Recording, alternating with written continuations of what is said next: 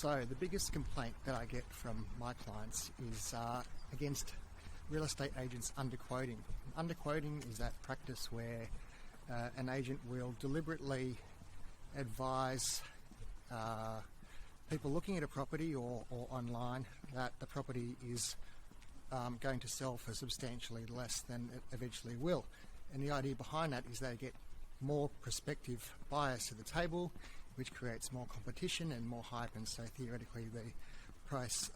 property sells for more on the day. But in my experience, most agents are actually acting in good faith and well within their rights, and it's important to remember that if you're out there buying, this is going to be one of the biggest purchases, the biggest transactions of your life. So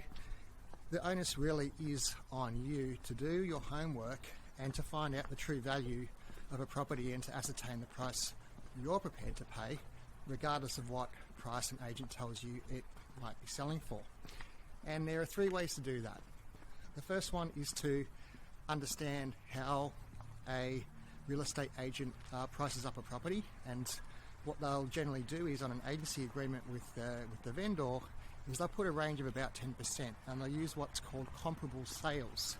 which is properties very similar to the one that's going for sale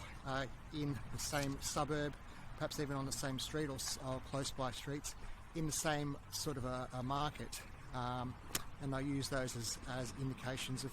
what this particular property will likely sell for. The second one is to understand how much competition there is out there, how many other buyers there are out there, and how many other properties there are of a similar nature available for sale right now at the same time as this property that you're looking to buy. And finally, there is the temperature of the market, and if you're in a heating market or a cooling market, it's really important to know what type of a market you're in, because the price can really fluctuate from the first day that you inspect a property to the day that you decide to put an offer in or attend an auction. So if there's momentum to go higher, you need to factor that into where you think the price will be, or momentum to go lower, it's the same thing. So all in all, it's just really about making sure that you have decided for yourself, when you've done your own research and you're comfortable to know